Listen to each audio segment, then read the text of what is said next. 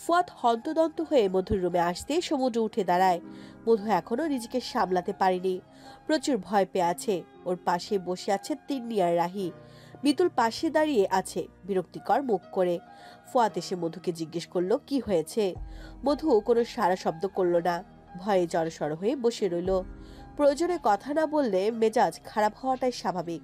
ফুয়াদ মধুর নীরবতা দেখে রেগে গেল, কিন্তু নিজের রাগ প্রকাশ করতে চাইল না। তাই যেভাবে হন্তদন্ত হয়ে এসেছিল সেভাবেই রুম ত্যাগ করলো, যাতে রাগ দেখানো থেকে নিজেকে বিরত রাখতে পারে। যাওয়ার আগে সমুদ্রকে ইশারা করে গেল কিছু। ফুয়াদ এসে আবার চলে যাওয়াতে মিতুল খুশিতে বাকবাকুম করে উঠল। তাড়াতাড়ি ফুয়াদের পেছনে পা বাড়ালো। সমুদ্র আবার মধুর পাশে বসে ঠান্ডা গলায় বলল, মধু। মধু সমুদ্রের দিকে তাকালো।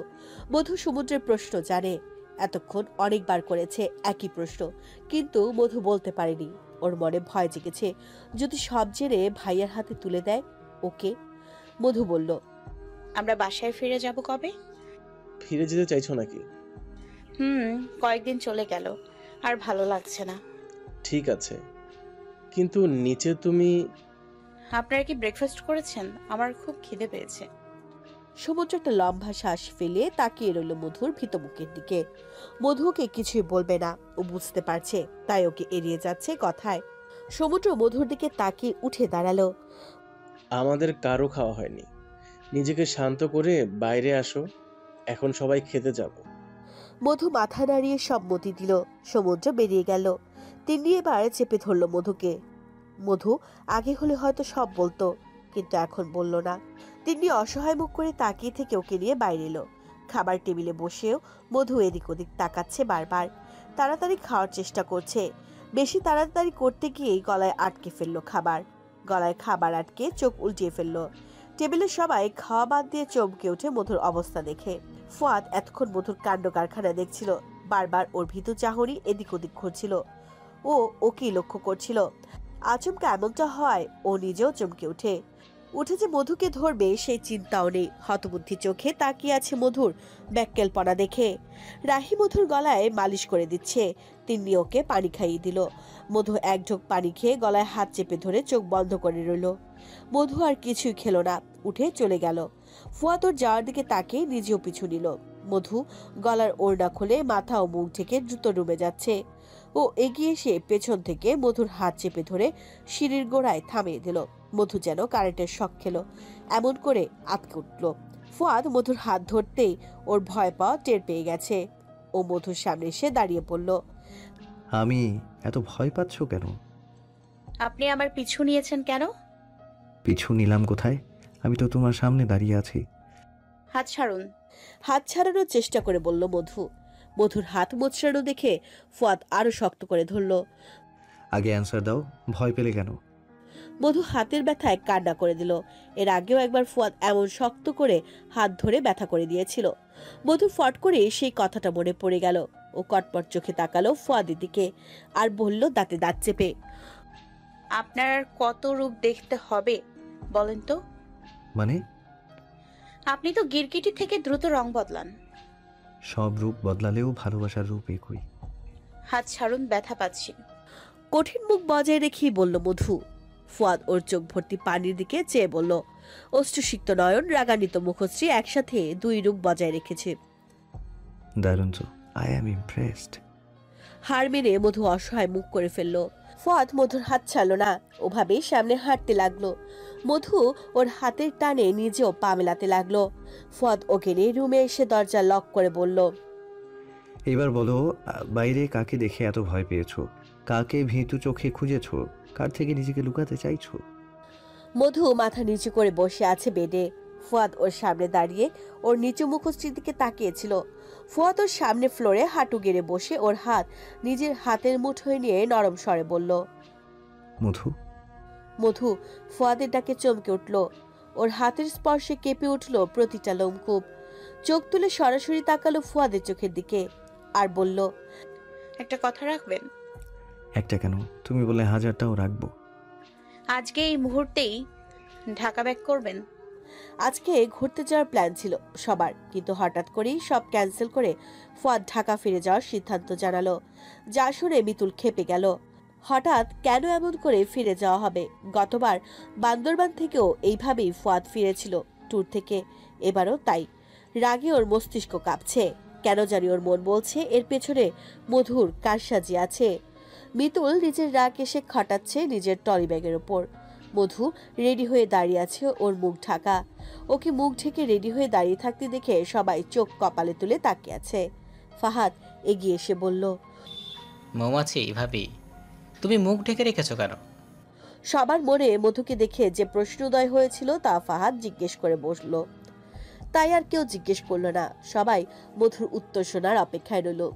মধুকে যতবার ফাহাদ ভাবি বলেছে, মধু ততবারই ওকে ধমক দিয়ে ওর মুখ থেকে আপু ডাক বের করেছে। এই প্রথম মধু ফাহাদের সম্বোধন নিয়ে কোনো উচ্চস্বর প্রদান করলো না, স্বাভাবিকভাবেই বলল, এমনি। এদিকে মিতুল ফাহাদের এমন সম্বোধন শুনে চোখ বড় বড় করে তাকিয়ে আছে। ওর চোখে মুখে চরম বিস্ময়। মধুকে কেন ভাবি ডাকছে ফাহাদ? মধুর কোন ভাইয়ের বউ? মিতুল ফুয়াদের সাথে যাওয়ার জন্য এক বিরাট ঝামেলা শুরু করে দিল গাড়িতে ওঠা নিয়ে। জোর করেই ফুয়াদের গাড়িতে গিয়ে উঠে বসলো, কিন্তু এত ঝামেলা করেও শেষ রক্ষা করতে পারলো না। ফুয়াদ মিতুলকে ওর গাড়িতে দেখেই নিজেই গাড়ি চেঞ্জ করে ফেললো। সমুদ্রকে পাঠিয়ে দিল নিজের গাড়িতে। পেছনে ফাহাদ, নাইম ও রাহি উঠে বসলো। মিতুল এসব দেখে রাগে ফুঁসতে লাগলো। সমুদ্র, বলো। ফুয়াদ আমার সাথে অন্যায় করছে, তুমি দেখেও সাপোর্ট করছো? আমি কোথায় সাপোর্ট করলাম? তুমি ওর বড় ভাই, তোমারই সামনে ও নিজের ফিয়ান্সিকে রেখে বাইরে মেয়ের সাথে মেলামেশা করছে, তুমি কিছু বলছো না? আমি ওর বড় ভাই হলেও ওর ব্যক্তিগত বিষয়ে হস্তক্ষেপ করতে পারি না। নিজের জীবনের সিদ্ধান্ত নেওয়ার মতো বয়স ছোট হয়েছে, তাই এখানে আমার কিছুই বলার নেই সত্যি বলতে। মিতুল চোখ লাল করে তাকিয়ে আছে সমুদ্রের দিকে। সমুদ্র এক মনে ড্রাইভ করছে। মিতুলের ফর্সা মুখটা লাল হয়ে উঠেছে কষ্টে। ও ফুপিয়ে কাঁদতে লাগলো।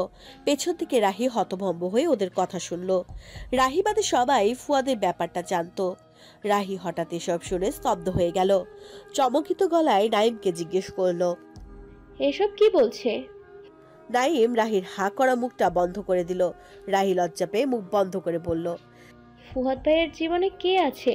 সে কি মিতুল ভাবি নয়? নাইমের উত্তর দেওয়ার আগে পাশ থেকে ফাহাদ বলল, ফুয়াদ ভাই মৌমাছিকে ভাবি বলতে বলেছে। হোয়াট? সাহিত্য ড্রাইভ করছে, ওর পাশে বসে আছে তিন্নি। পেছনে ফুয়াদ আর মধু বসেছে। মধু তিন্নিকে পেছনে বসার জন্য অনেক টানাটানি করেছিল। তিন্নিও বসতে চেয়েছিল, কিন্তু ফুয়াদ এসে তাকে বসতে দিল না। তিন্নিকে বলে বসলো, তিনি ভাই ভাবিকে একটু স্পেস দে, সব সময় কাবাব মে হাড্ডি হতে তোর কেমন লাগে? কি? আমি হাড্ডি? হ্যাঁ।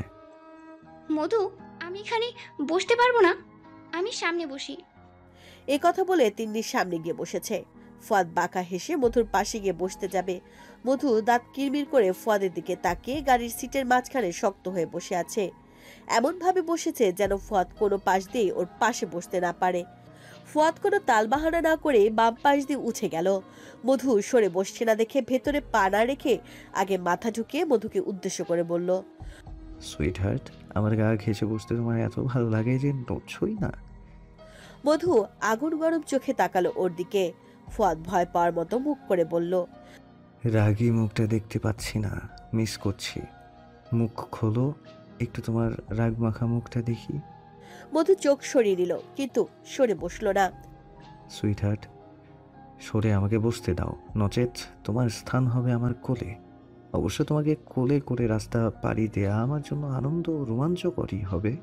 মধু আটকে ওঠা চোখে তাকালো ফুয়াদের দিকে আর লাফিয়ে সরে গেল মাঝখান থেকে, একদম ডান পাশে জানালার সাথে লেপটে বসলো। ফুয়াদ ওর সরে যাওয়া দেখে ঠোঁট টিপে হাসলো, তারপর আয়েশ করে বসলো গাড়িতে। বসেই বলল, বন্ধু, গাড়ি আস্তে চালাও, যাতে এই পথ জার্নি দীর্ঘ হয়। আমার মন প্রেয়সীর মনে আমার জায়গা যেন এই পথেই তৈরি হয়। মধু বসে আছে একটা টং দোকানের বাঁশের বেঞ্চে। ওর পাশে গা ঘেঁষে বসে আছে ফুয়াদ। ওদের হাতে মাটির চায়ের কাপ। ওরা রিসোর্ট থেকে বের হয়েছিল 3টা নাগাদ। ঢাকা পৌঁছতে রাত পেরিয়ে ভোর হবে। লাঞ্চ করেই বের হয়েছে, কিন্তু তবুও 2 ঘন্টা যেতেই গাড়ি থামিয়ে ফুয়াদ ওদের সবাইকে নিয়ে একটা নির্জন নীরব রাস্তায় নেমেছে। এখানে ছোট একটা চায়ের দোকান আছে, সেখানে এসেছে ওরা 4 জন। মধুর বিন্দুমাত্র ইচ্ছা ছিল না ফুয়াদের সাথে বাইরে বের হওয়ার, কিন্তু ফুয়াদের থ্রেট খেয়ে আসতে হয়েছে। গাড়ি থেকে নামার সময় মধু যখন দ্বিমত প্রকাশ করছিল, তখন ফুয়াদ ওকে বলে ওঠে, নেমে একটু শান্তির হাওয়া খাবে নাকি তোমার ভাইকে কল করে তোমায় তার হাতে ছেড়ে দিব? মধু ফুয়াদের মুখে নিজের ভাইয়ের কথা শুনে ওর মাথায় যেন বাজ পড়ে গেল। মানে কি বলছেন? ভাইয়ের ভয়ে যে কক্সবাজার থেকে পালিয়ে এলে সেটা তো আমি জেনে গেছি সুইট হার্ট। মধু ভয়ের তো চোখে তাকায় ফুয়াদের চোখের দিকে, ঢোক গেলে আমতা আমতা করতে লাগে। আপনি জানলেন কিভাবে? আমি তো এসব আপনাকে বলিনি। ফুয়াদ মধুর প্রশ্নে রহস্যময় হাসি দিল। মধু সেই হাসিতে কেঁপে উঠল আর ভীত মুখে বাইরে বেরিয়ে এলো। সন্ধ্যা লেগে যাবে একটু পরই। পাকা সড়কের পাশ দিয়ে অসংখ্য গাছগাছালি, জঙ্গল, বাড়িঘর কিচ্ছুটি নেই। কেমন শুনশান নীরবতা ছেয়ে গেছে রাস্তায়। সন্ধ্যায় এমন অদ্ভুত ভুতুড়ে টাইপের রাস্তা দেখে মজা লাগার বদলে মধু ভয়ে সিটিয়ে গেল। মধু তিন্নির হাত ধরে বলল, দোস্ত, এটা কেমন রাস্তা রে?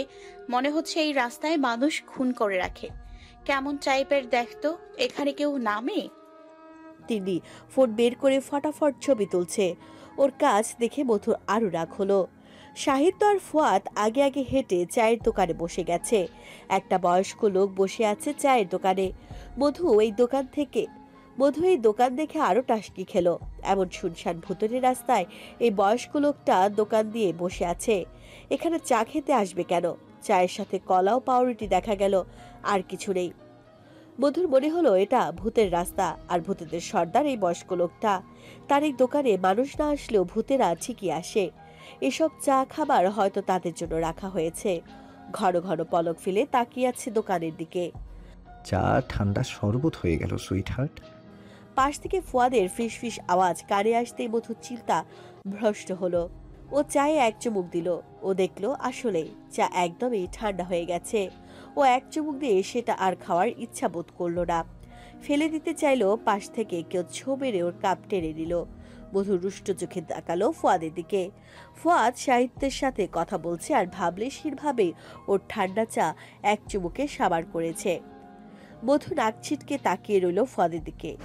ফুয়াদ চায়ের কাপ দোকানিকে ফিরিয়ে দিয়ে এলে মধু বলল, আমার এটো ঠান্ডা চা খেলেন কেন? মধু মেশানো চা খেতে বড়ই মিষ্টি, তাই মিস করতে মন চাইল না। মধু রাগে ফুঁসে উঠে দাঁড়ালো। ফুয়াদ ওর রাগ দেখে নিজের হাসি কন্ট্রোল করতে পারল না। তিন্নির হাত ধরে টেনে গাড়ির দিকে যেতে লাগলো মধু।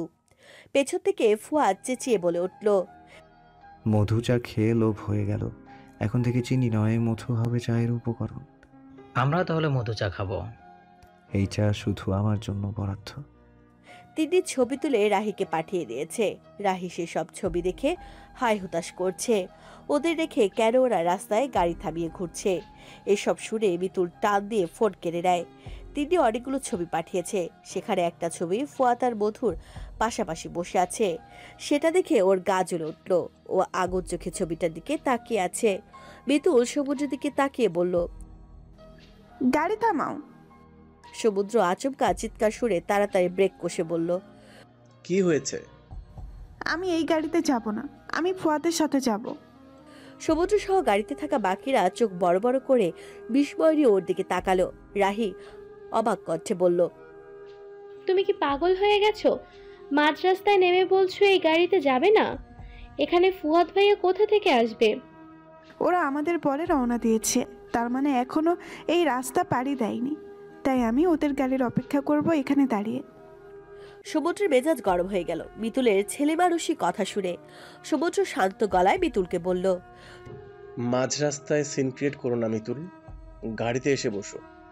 রাতের পথ এমনিতে বিপজ্জনক হয়ে থাকে, আমাদের তাড়াতাড়ি ফিরতে হবে। আমি যাব না বললাম তো। ওই মেয়েটার সাথে আমি ফুয়াদকে কিছুতেই ফুর্তিতে থাকতে দেব না। সমুদ্র নিজের ধৈর্য হারিয়ে ফেলল। মিতুলকে এক ধমক দিয়ে বসলো। শান্তশিষ্ট সমুদ্রকে আচমকা রাখতে দেখে মিতুল হতচকিয়ে গেল। এর আগে কখনো সমুদ্রের রাগের সম্মুখীন হয়নি ও। প্রথমবার সমুদ্রকে রাখতে দেখেও ভয়ে ঘামতে শুরু করে দিল। সুরসুর করে গাড়িতে উঠে বসলো। সমুদ্র কপালে আঙ্গুল দিয়ে সাইড করে নিজের রাগ কন্ট্রোল করে পানি খেলো এক ঢোক। তারপর শান্ত চোখে তাকালো মিতুলের দিকে। আর বলল, মৃদুল, তুমি বাচ্চা মেয়ে নও যে এমন পাগলামি করবে, আর তোমার থেকে এমনটা আশাও করি না। তাই এমন বিহেভ করা প্লিজ বন্ধ করো। তুমি কি করতে চাও, কি করতে দিবে না, তার ঢাকা ব্যাক করে করিও। এখানে রাস্তায় সিন ক্রিয়েট করো না। তুমি এখন আমার রেসপন্সিবিলিটি, তাই তোমাকে বললেই আমি মাঝ রাস্তায় ফেলে যেতে পারবো না। সরি। মিতুল আর রাগ জেদ দেখানোর সাহস পেল না। সমুদ্রের রাগ দেখে ওর সব সাহস হাওয়ায় মিলিয়ে গেছে। মনে রাগ পুষে রাখলো। তিন্নি মধুর হাত ছাড়িয়ে বলল, উফ মধু, ওখানে বসে থাকতে কি ভালো লাগছিল, টেনে আনলি কেন? তোর ভাই আমার সাথে কেমন আচরণ করছিল দেখছিলি না? চল প্লিজ, ভাইয়ারা আসছে না, চল ওখানে যাই। তোর এত যেতে ইচ্ছে করলে তুই যা, আমি যাব না। আমি এখানেই থাকবো। অন্ধকার হয়ে গেছে, ভয় পাবি না? আমি তোর মতো ভিতুর ডিম না। ওকে সাহসীর মা, তুই থাক, আমি যাই আরেক কাপ চা নিয়ে আসি। এখানকার বাতাস ভালো ঠান্ডা, গরম গরম চা খেতে মজাই লাগছিল। তিন্নি আবার চলে গেল দোকানের দিকে। মধু একাই গাড়ির কাছে গিয়ে হেলান দিয়ে দাঁড়ালো। ও ভেবেছিল তিন্নি যাবে না, কিন্তু ফাজিলটা সত্যি ওকে এখানে একা রেখে চলে গেল। কেমন জঙ্গল টাইপের জায়গা চারপাশে। রাত হওয়ার আগে কেমন সন্ধ্যায় রাতের আধার নেমে এসেছে জায়গাটায়। অনেক সময় বাদে বাদে একটা করে গাড়ি ছুটে যায় এই রাস্তা দিয়ে। মধুর ভয় লাগতে শুরু করলো। গাড়ি থেকে নামার সময় মধু ফোন রেখে এসেছিল। ও দরজা খুলে ভেতরে গিয়ে বসবে ভাবলো। এখানে দাঁড়িয়ে থাকতে গা ছমছম করছে, ভয় লাগছে। ও তিন্নির সামনে যতই নিজেকে সাহসী দেখাক না কেন, আসলে তো ও একটা ভীতু। মধু ঢোক গেলে গাড়ির দরজা খোলার জন্য টান মারল, কিন্তু গাড়ির দরজা এত শক্ত যে খুলল না। কি অদ্ভুত, ওর শরীরে কি জোর নাই? ও দরজা কেন খুলতে পারছে না? দুই হাত দিয়ে জোরের টাইনে ধরলো, টানতে লাগলো গাড়ির দরজা, একটুও খুলল না। মধুর হাতের তালু ব্যথা হয়ে গেছে টানতে টানতে। ও গাড়িতে হেলান দিয়ে হাতের তালু ডলতে লাগলো। গাড়িকে লক করে গেছে নাকি? মধু এবার ভয় ভয় চোখে তাকালো। চারপাশে কেমন যেন করে উঠল মন। মন বলল, এখানে হাজারশো ভূত ওকে মারতে উত পেতে আছে। হঠাৎ পাশের একটা জঙ্গল গাছের পাতার তলে কিছু নড়ে উঠল। ঝপঝপ শব্দ হলো, যেন কিছু ওখানে লুকিয়ে আছে। মধু ভয়ার্ত চোখে সেদিকে তাকিয়ে আছে। ভয়ে ওর মুখের রক্ত গায়েব হয়ে গেছে। জঙ্গলের ভেতর থেকে কিছু অন্ধকারে ওর দিকে ছুটে আসতে দেখে ও ধ্যান জ্ঞান ভুলে চিৎকার করে আল্লাহ গো বলে একদিকে দৌড় দিল, দোকানের দিকে। ফুয়াদ তিন্নির সাথে মধুকে আসতে না দেখে এগিয়ে আসছিল। তখনই মধু চিৎকার করে ওর দিকে ছুটে আসে আর ওকে জড়িয়ে ধরে। ফুয়াদ মধুর স্পর্শে থমকে যায়। মধু ভয় পেয়েছে। ওর শরীরে কাঁপুনি দেখে বুঝতে পারছে ফুয়াদ। তিনি বলল তুমি নাকি খুব সাহসী, সাহস দেখাতে একাই এখানে ছিলে। সাহস ফুরিয়ে গেল কি দেখে? ফুয়াদ মধুকে ধরেনি। মধুই ফুয়াদকে শক্ত করে ধরে ভূত ভূত বলে চেঁচাচ্ছে। ভূত? আবার ভূত? এই, তুমি ভূত ছাড়া আর কি কিছুই দেখো না? পৃথিবীর সব ভূত বুঝি তোমার সামনে এসে উপস্থিত হয়? সত্যি এখানে কিছু ছিল, আমি দেখেছি। রিয়েলি? এই অন্ধকারে তুমি দেখেছো? কিভাবে? আমি তো কিছুই দেখতে পাচ্ছি না। মধু ফুয়াদের বুকে থেকে মাথা তুলে বলল, দেখিনি, কিন্তু শব্দ পেয়েছি। আপনি লাইট ধরে দেখুন। ফুয়াদ পকেট থেকে ফোন বের করে ফ্ল্যাশ জ্বালিয়ে সামনে ধরল।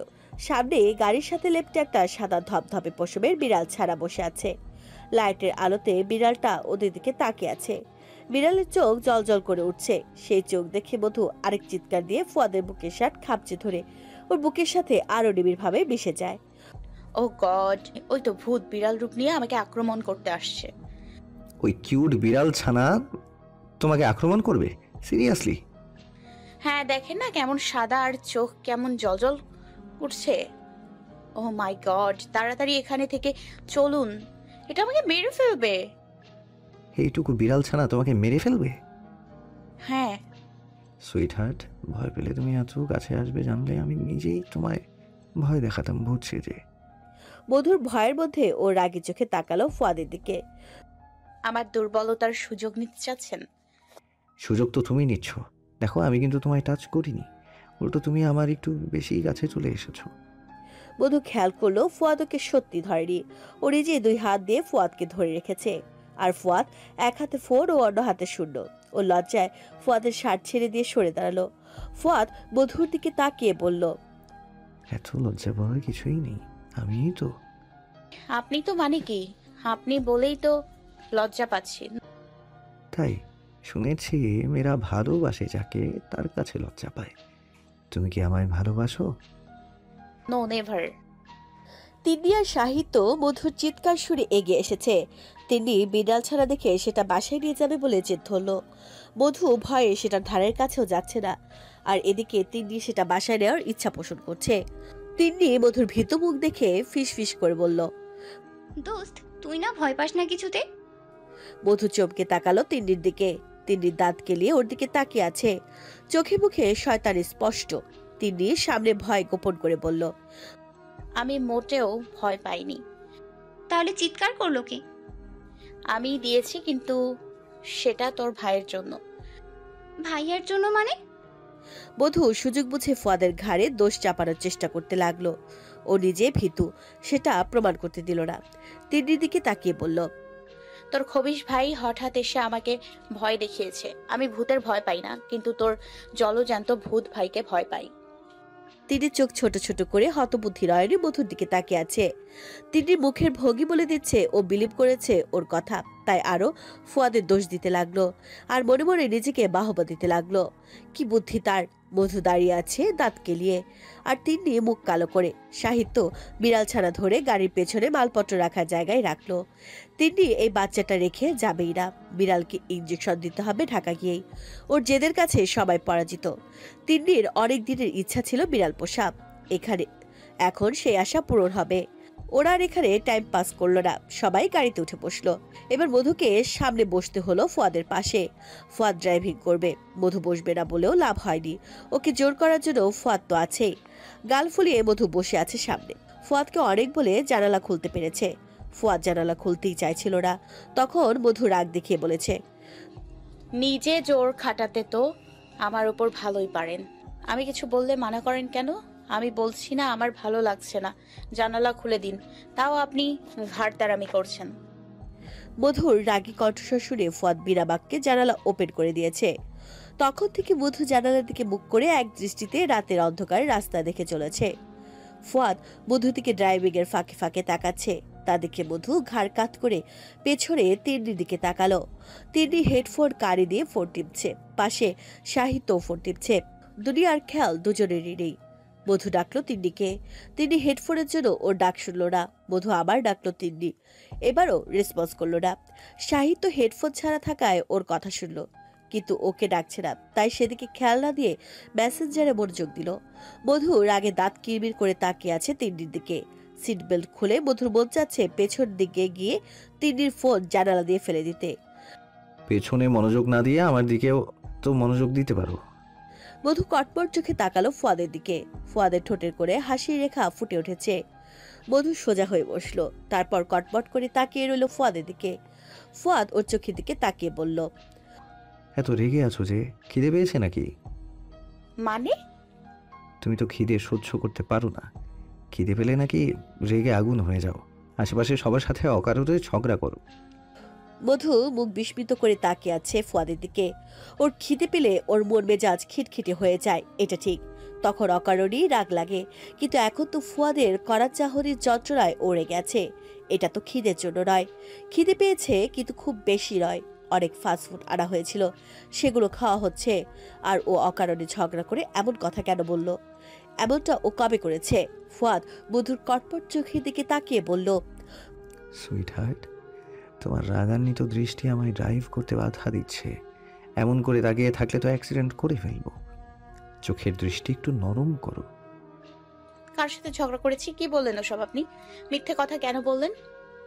করো না, আমার সাথে না সব সময় ঝগড়া করতে থাকো। ঝগড়া কখন করলাম? এই তো এখনই তো করছো। এটাকে ঝগড়া বলে না। আপনি মিথ্যা অ্যালিগেশন দিয়েছেন আমাকে, সেটা বোঝাচ্ছি।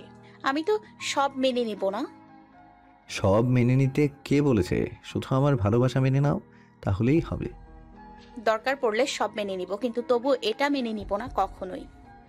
রিয়েলি? ওকে, ভালোবাসা না মানলে, ভালোবাসা মানা ছাড়াও আরো অনেক কিছু আছে, সেগুলো মানলেই চলবে। মানে আর কি আছে? বিয়ে, বাচ্চা, ভালোবাসা ছাড়াও এসব সম্ভব। তুমি যদি ভালোবাসা ছাড়া আমার ওয়াইফ, আমার বাবুর আম্মু হতে চাও, আমার সমস্যা নেই। মধু নাক মুখ কুচকে তাকিয়ে আছে ফুয়াদের নির্লজ্জ মুখটার দিকে, তারপর ছিপ বলে অন্যদিকে মুখ ফিরিয়ে রইল। আর একবারও তাকাবে না এ অসভ্য লোকটার দিকে মধু। ফুয়াদ ওর নাক ছিটকানো দেখে বলল, আমি তো আগেই ভালোবাসা চাচ্ছি, তুমি তো বললে এটা ছাড়া সব মানবে, তাই তো প্রথম ধাপ পেন্ডিংয়ে রেখে দ্বিতীয় ধাপে চলে গেছি। এখানে এত ছি করা কি আছে? তুমি নিজেই তো প্রথম ধাপ পূরণ করতে দিচ্ছ না, আমার কি দোষ? মধু ফুয়াদের দিকে তাকালো না, অন্যদিকে মুখ ঘুরিয়ে রেখে দাঁতে দাঁত চেপে বলল, আপনার বেশরম কথাবার্তা বন্ধ রাখুন দয়া করে। কথা বন্ধ করলে তোমাকে আমার ভালোবাসার গভীরতা জানাবো কি করে? তুমি যা মেয়ে বলেও তো বোঝাতে হিমশিম খেতে হচ্ছে। আর যদি বলতে না পারি তাহলে তো আমার কপাল পুড়বে। মধু হাত জোর করে মাপ চাওয়ার মতো করে বলল, দয়া করে বোঝানো বন্ধ করে আমায় নিস্তার দিন। তোমার তো আমার থেকে নিস্তার নেই সুইট হার্ট। উফ আল্লাহ, এই কোন পাগলের পাল্লায় ফেললে আমায়? রক্ষা করো মাবুদ। মধু সিটে হেলান দিয়ে ঘুমানোর ট্রাই করতে লাগলো। জেগে থাকলে এই লোকটার কথায় ওর মেজাজ আসমানে উঠবে, তার থেকে এর থেকে নিস্তার পেতে ঘুমটাই বেস্ট। ও চোখ বন্ধ করে ঘুম দেওয়ার প্রস্তুতি নেয়। ফুয়াদ তখন ব্লুটুথে কথা বলছিল, তাই একটু ছাড়া পেয়েছিল মধু ওর বেসরব থাকার জ্বালা থেকে। ফুয়াদ কথা শেষ করে মধু দিকে তাকিয়ে দেখলো মধু সিটে হেলান দিয়ে ঘুমিয়ে আছে। এত দ্রুত ঘুমিয়ে গেল নাকি? ও মধুকে কয়েকবার ডাকলো, মধু শুনলো নাকি ও জানে না, কারণ মধু নড়াচড়া করছে না। ফুয়াদ আর ডাকলো না। 10 মিনিট পর দেখলো মধুর মাথা ঝাঁকুনিতে জানালার দিকে যাচ্ছে।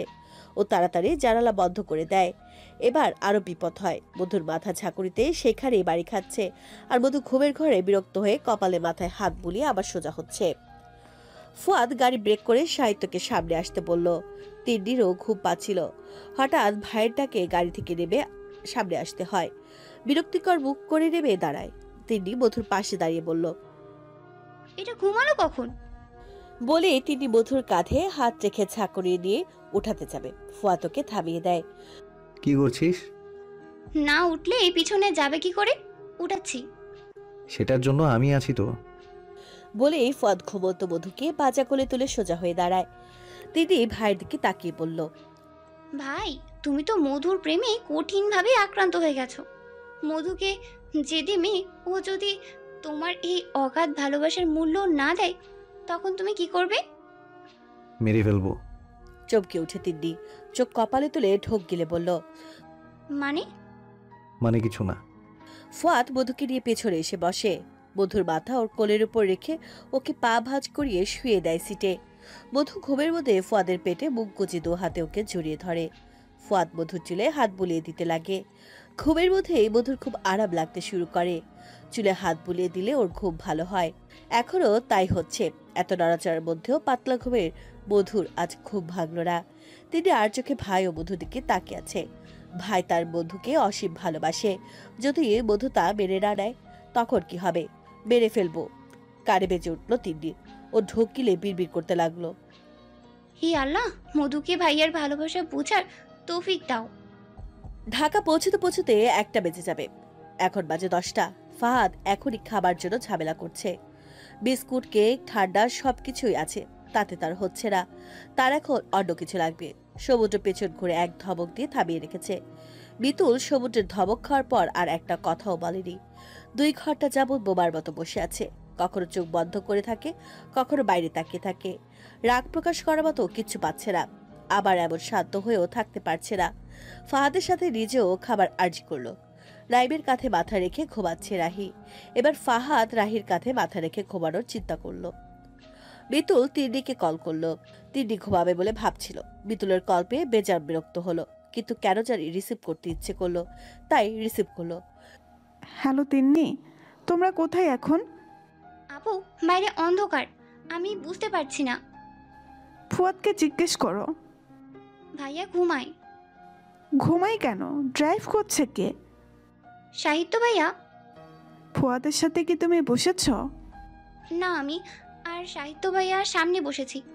ফুয়াদ ভাইয়া আর মধু পিছনে বসেছে। বিতুলের চোখ জ্বলে উঠল রাগে। দাঁতে দাঁত চেপে বলল, নিজের বান্ধবীর সাথে না বসে তুমি সামনে বসেছ কেন? আমার ইচ্ছে। ভাইয়ের সাথে লাইন মারার জন্য পেছনে বসিয়েছে, তাই না? মুখ সামলে কথা বলো। আমার বড় তুমি, এভাবে কথা বলে আমার চোখে নিজেকে ছোট করো না। রাখছি, বাই। পিতুল ফোন কেটে দেখলো সমুদ্রের দিকে তাকিয়ে আছে। কি হলো, এইভাবে তাকিয়ে আছো কেন? তোমার কাণ্ড দেখে আশ্চর্য হচ্ছি। আমার সংসার ভেঙে যাচ্ছে, আমি কি এতটুকু রাগ দেখাতে পারবো না? তোমার সংসার গড়ে উঠলো কবে? বিতুল চুপ করে গেল, সমুদ্রের দিকে তাকিয়ে আছে। ফের বলল, ছোটর সাথে বিয়ে ভেঙে দাও, সে তোমাকে কোনো মতেই বিবাহ করবে না। করতেই হবে, আমি আন্টিকে সব বলবো। তোমাকে সেই কষ্ট মনে হয় না করতে হবে। ও বাসায় ফিরে নিজেই সবাইকে সবটা জানিয়ে দিবে। তোমরা সবাই সব জানতে, তাই না? সমুদ্র উত্তর দিল না। তোমরা সবাই মিলে আমাকে ঠকাতে চাইছো। বিতুল তার উত্তরে আশা করল না। কিভাবে মধুর সাথে ফুয়াদের সম্পর্ক শেষ করবে সেসব নিয়ে অন্যমনস্ক হয়ে উঠল। রাগে দুঃখে কিছুক্ষণ কাঁদল।